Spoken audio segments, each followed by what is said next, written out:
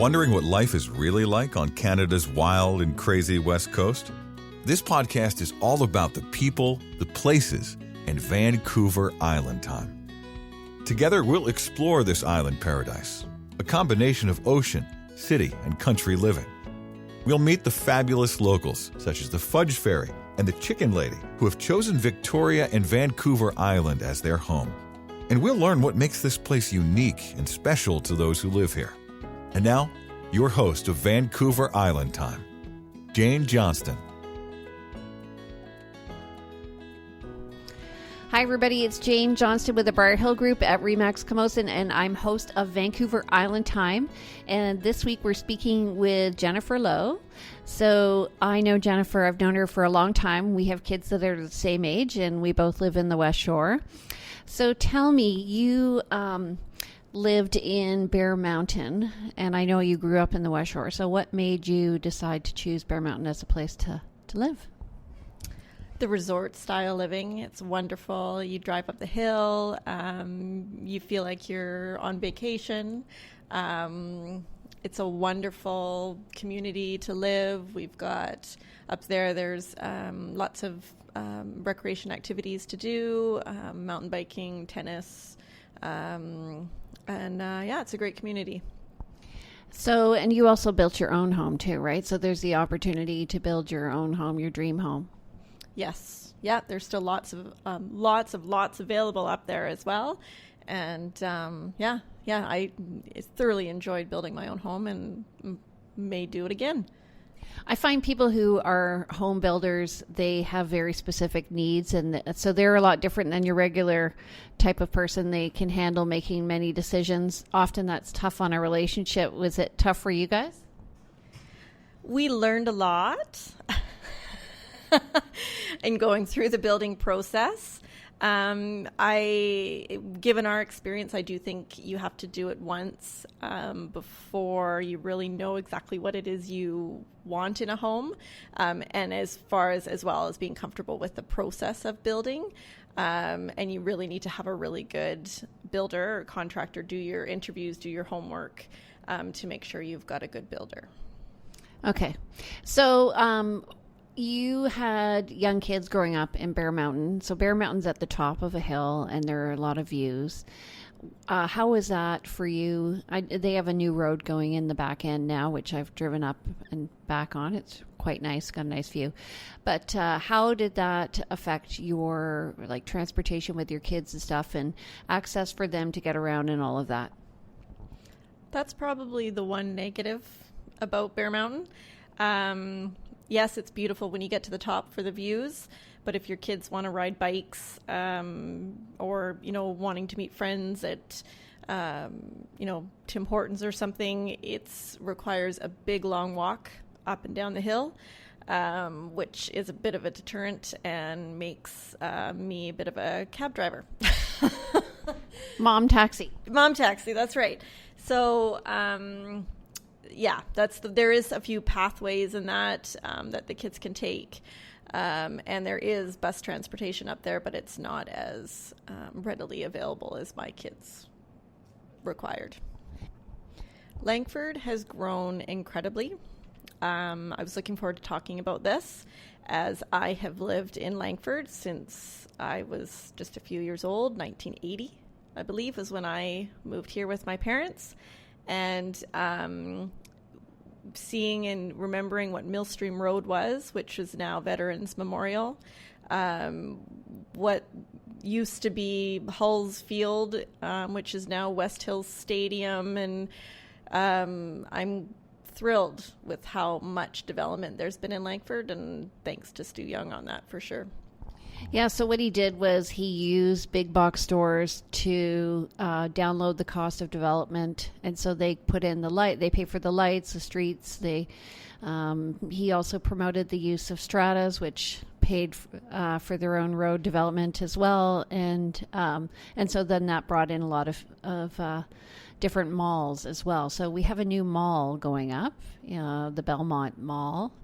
What do you think about that? Because it's right beside the Westshore Mall.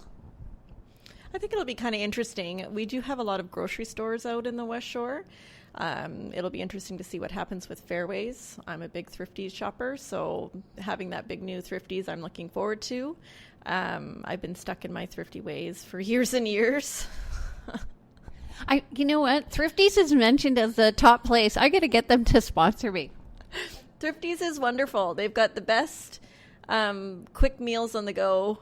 They've got their produce is always fresh, and they have a good deli. They do have a good deli as well. Yes, and their meat I find in their delicatessen area. Yes, no, I am a big thrifty shopper, I have to say. And if you're going to go for a snack with your kids, right? It's going to be good, like and healthy. Yes, and they do believe in supporting local. Oh, and also you can get your gluten-free, and they have like lots of variety. Fairways, on the other hand, has more choice in terms of ethnic foods. Yes, for sure. And if you want to go for lunch, they have a good lunch thing. I know because I hang out there. Yes. Yeah, at Fairway. Okay, so where do you go for dinner on the Westshore? I have my few favorite places that I've been going to for many years. My Chosen Cafe is a huge favorite. If you're going to go to My Chosen Cafe, you have to go early. You cannot make reservations there. So I love talking my family into having an early dinner at, usually we head out there by 4:30. Love it. Food is phenomenal there. Bin 4 is another favorite. Milestones, we frequent Milestones as well. Okay, favorite burger at Bin 4? Bistro Burger. I like the Heritage. It has avocado. Oh, avocado. And they have really good chocolate torte, too. Oh, I haven't had that. But we did have a tuna poke, or however you say it, which was so good. So it's tuna and avocado with a bit of sesame seed. It was really, really good. That sounds really good. I might have to try that. We just copied the recipe and made it for a party last weekend. Anyway, okay. We digress again. Okay, bakeries. Lighthouse Bakery. Love the Lighthouse Bakery. Get birthday cakes and stuff there. It's in the same plaza as Bin 4, which is a plaza that's been around in Langford ever since I can remember, but they've definitely improved it and upgraded it. And then Starbucks. Any other coffee shops around there? Or how about Greasy Spoons? There's some nice Greasy Spoons on the Westshore. Yeah, there's a cute, is it Fountain Diner? I've been in there. It's a great little place. I like Fountain Diner. I've been there a few times. Do you go out ethnic food like turmeric? I like sushi. There is a good little sushi place. I can't remember the name of it, but it's on the corner of Goldstream and Jacqueline, just in and around there, right by the Municipal Hall. Okay, on the south side there. Okay. And Chinese food? I'm not a big Chinese food fan. We go to the Golden Dragon. That's been around for a good long time, too. Yeah. Yeah, they know my kids since they were babies. We brought my son there for the first time. He was 6 weeks old. So, but his name's Morgan. They keep calling him Jordan, but whatever.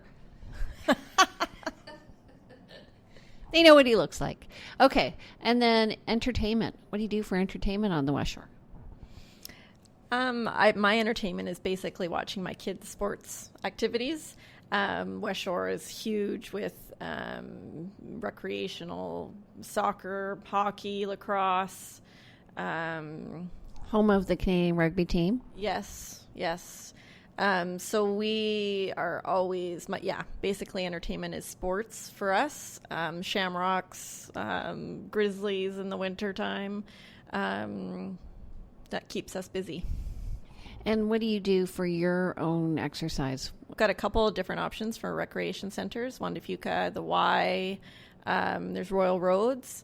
I'm a big jazzercise fan, so I do jazzercise with Vicky Waters. That they do it through Juan de Fuca as well as John Stubbs School.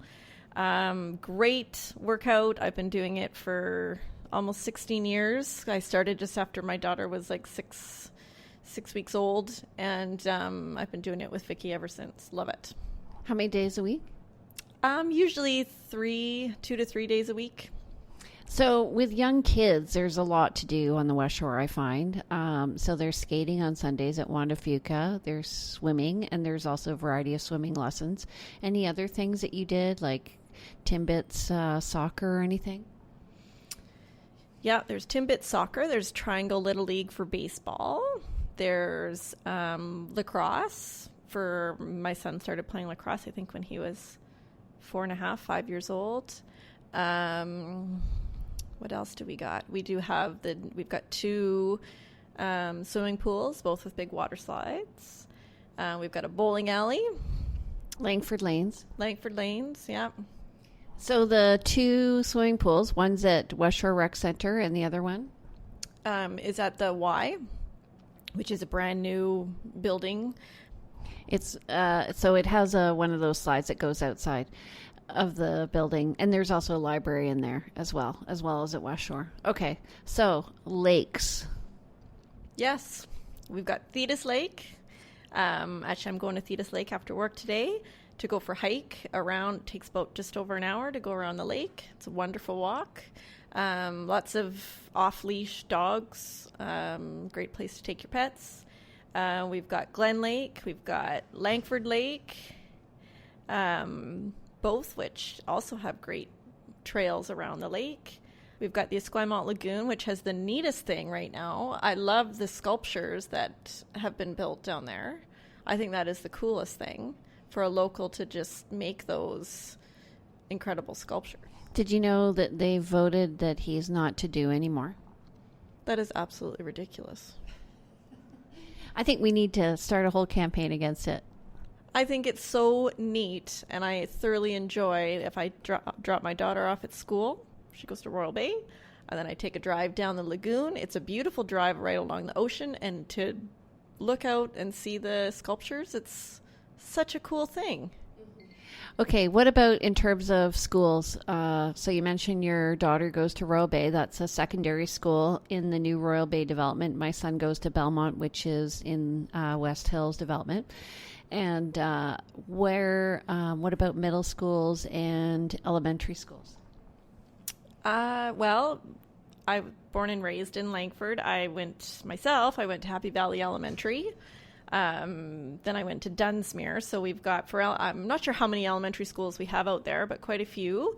Middle schools, we've got 2, Dunsmuir and Spencer. And then we just recently built 2 brand new high schools. Royal Bay and Belmont. Right. And then there's the option of French immersion if you want to take it. And then the middle schools and the high schools also have kind of magnet programs for education, right? It's like sports and arts and music and stuff. Yeah, they've got different academies. I know my son, he's big on the lacrosse academy. There is a hockey academy. There's a dance academy. I think there's a soccer academy. There's all kinds of options. And then the schools also offer a variety of things. So my nephew's at Royal Bay, and he's taking foods and woodworking and stuff like that. Is your daughter or your son going to take anything along those lines? Both. My son is going to take the lacrosse academy, I believe, at Royal Bay. My daughter, she does all the electives, so I think you get to experience the food, woodworking, metalwork. Yeah, and I think they also, what I was impressed with, I think they had over 41 choices for electives for my son. He was coming from the French school in Esquimalt, and he had a choice of art or music. So when we sent him to Belmont, it was like opening up a menu. It's like, oh, wow. Like it really is incredible. They do go the extra distance, and they have lots of extracurricular stuff that you can do with lifeguarding, and you can get credits for that sort of thing. Okay, so best thing you like about living on the West Shore, we'll close out from there. I would just say it's such a growing community. It's changed so much. There's not really a need to go into town anymore like there used to be, because we have Costco, we have Walmart, Superstore, all those kinds of things. It's just a lovely young community. Yeah, and we have a lot of the other, some outlet stores too. I find that's great for shopping. You don't have to go downtown. Yeah, exactly. And a lot of people from downtown come out to us. Yes, exactly. That's the best. All right, so we're going to be back with Jen Lowe. She's going to be talking about her business, which is she's in the mortgage industry. So she's been a great client of mine, and you'll learn about how she provides her extra service for her clients. So stay tuned. We'll be back in 1 minute. Vancouver Island Time is brought to you by the Briar Hill Group at Remax Camosun, Victoria, where we bring local expertise and global presence to your property. Hi, everybody. We're back with Jen Lowe. It's Jane Johnston with the Briar Hill Group at Remax Camosun and host of Vancouver Island Time. So Jennifer is a mortgage specialist, and she's with the DLC, how do you say it? Dominion Lending Modern Mortgage Group. So tell me, first of all, so I've known you probably almost 15 years. How did you get into be a mortgage broker? That's a loaded question, Jane. Well, let's tell the story. So when we met, Jane and I was a mortgage specialist at TD, working for one bank. And Jane asked me the question, why don't you become a broker? And I went, I need to think about this. I think I need to look into this. And so I did some research, and did it make sense to be a mortgage broker over a mortgage specialist? Hugely, because I have access as a mortgage broker to multiple lenders, multiple different mortgage options for my clients, and you're required to be certified. I was required to pass and obtain a mortgage broker license, so there's that education piece behind it as well. So as a mortgage specialist, you're working for one bank. That's right. And you can only sell their product. That's right. And you're not required to be licensed like a mortgage broker is. So the scary thing is you're providing mortgage advice, but you don't have specific education or certification. So tell me about working as a mortgage broker. So you work for a company and you shop the market for your clients. The way I describe it when I'm talking about the work that a mortgage broker does is there's a variety of providers and then there's products. What do people need to look at, or what do you look at when you're selecting a lender for a buyer? It comes down to the relationships that I have with multiple lenders and the underwriters that we work directly with at those lenders, as well as looking through the fine print. There is so much fine print depending on what my clients are looking to do in obtaining the mortgage. Are they planning on living in the property? Are they renting the property? Are they going to be moving within the next 5 years? Does a fixed rate or a variable rate make sense in those circumstances? There are rates that people can Google that look absolutely incredible, but there normally is a lot of fine print attached to those restrictions with the ability to get out of the mortgage early. There has to be sale of a property to an arm's length buyer in order to get out of that mortgage. So the rate may sound really good, but really you should take it to your mortgage broker. I'd love to help in dissecting that rate and making sure that it's a good mortgage product. And sometimes people go directly to the bank because what they say to me is, I've had a great relationship with that bank for 20 years, but often you can get a better rate, right? Through their bank, yes. Like CIBC, I'm thinking, or TD or whatever. The reason why we can potentially get a better rate through your bank, through Scotiabank, for example, is the amount of volume that we send to your lender, or to let's just use Scotiabank, under Dominion Lending. So the rate that they're going to give me when I send in millions of dollars of mortgages to this lender is unfortunately going to be better than they're going to give a client who's looking to borrow $500,000. Okay, so how does a buyer get ready to purchase a house? What do they need? So what I tell people, and I may be wrong, or erroneous. I say every time you have a notice of assessment, send it to your mortgage broker. Every time you have your tax assessment, send it to your mortgage broker. Every time, you have once a year you have a pay stub, send it to your mortgage broker, because I want them to have a record of all the sort of pieces of my economic puzzle. What do you like to have with your clients? What information do you want them to keep sending you over time? Because you never know when you're going to requalify, right? And it's a pain in the butt to have to go back and find all that stuff. Yes. So when we do a mortgage application, it does depend on the kind of income that you have as to what documents are required. For a streamlined application of a government worker, salaried, they get a guaranteed annual salary. We look at a pay stub and an employment letter, or their previous year's T4. Sometimes, from a strategy standpoint, it makes sense to look at a 2-year average of their income. Especially with the new stress tests that the government's put into play, it's becoming harder to qualify.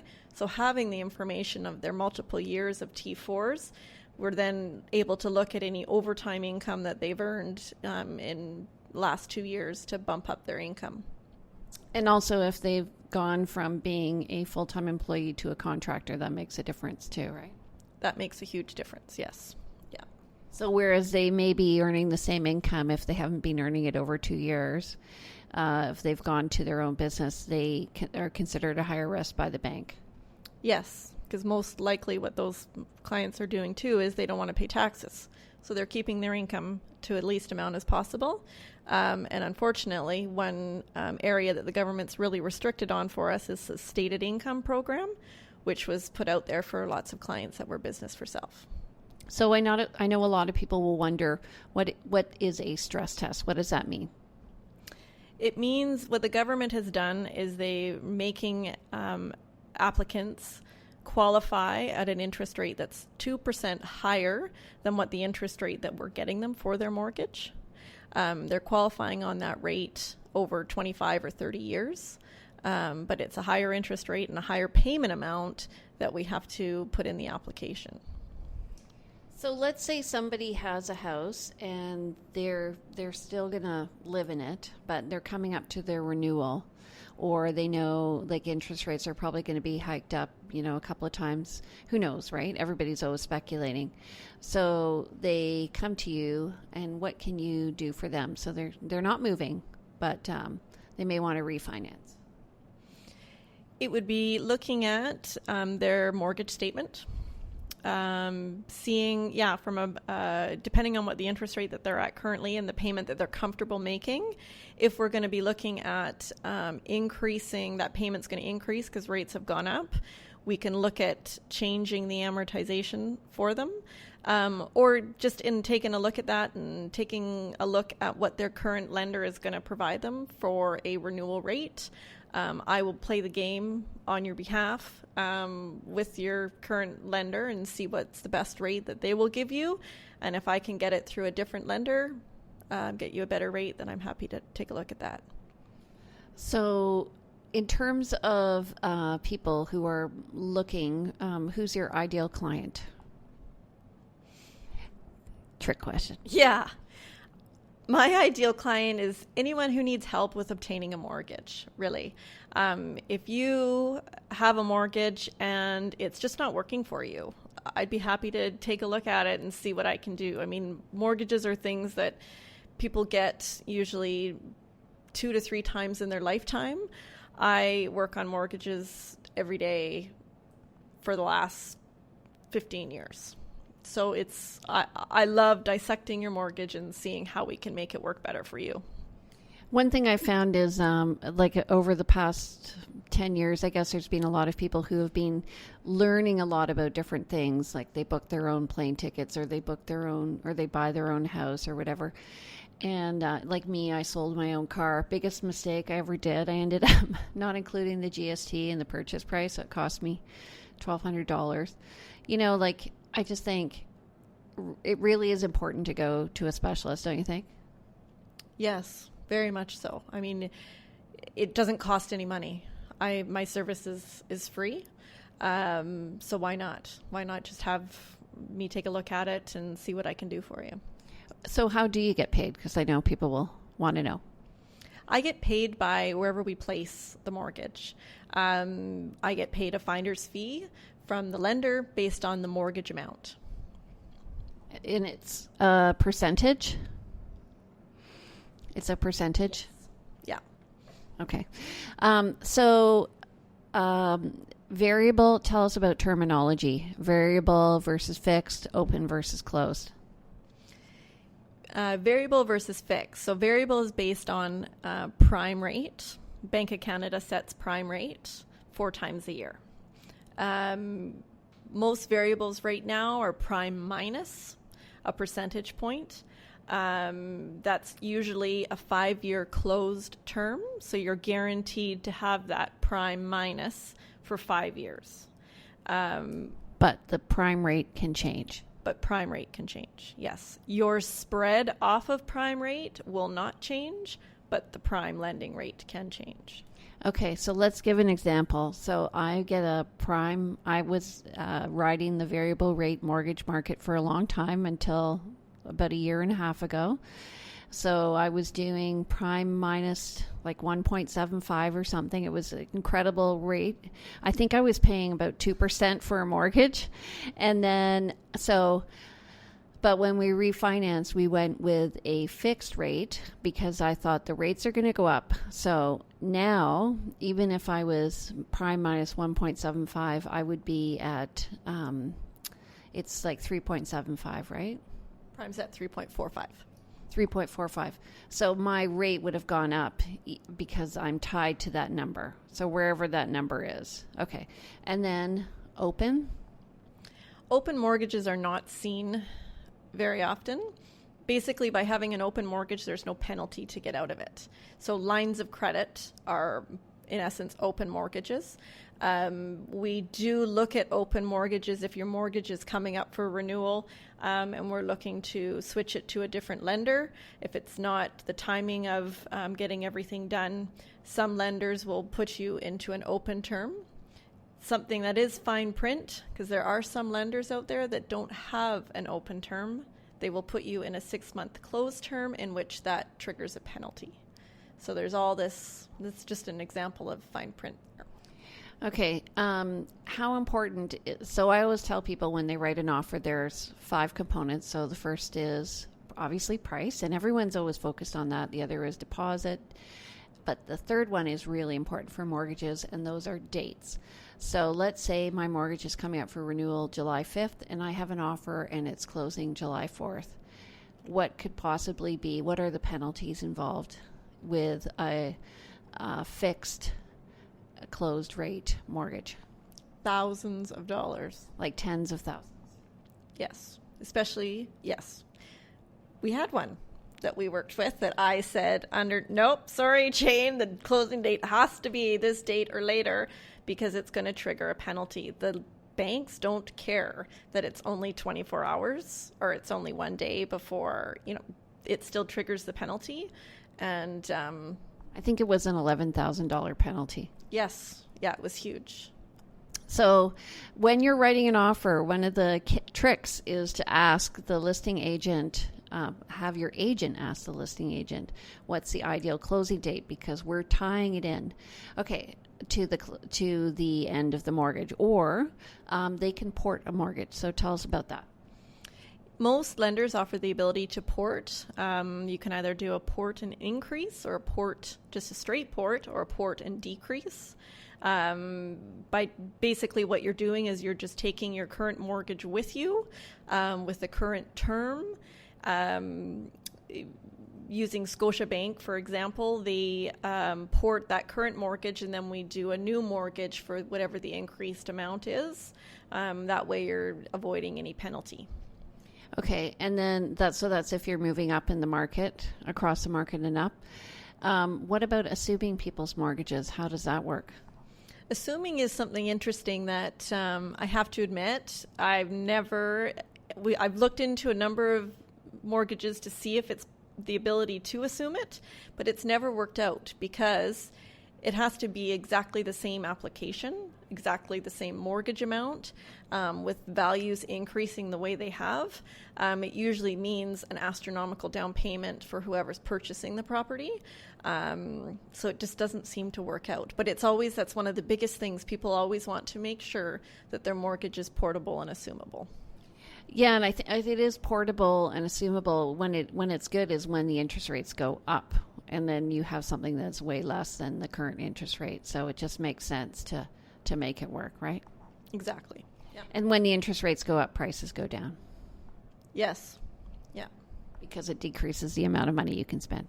All right. So if you're interested in learning more about mortgages, how do we get in touch with you?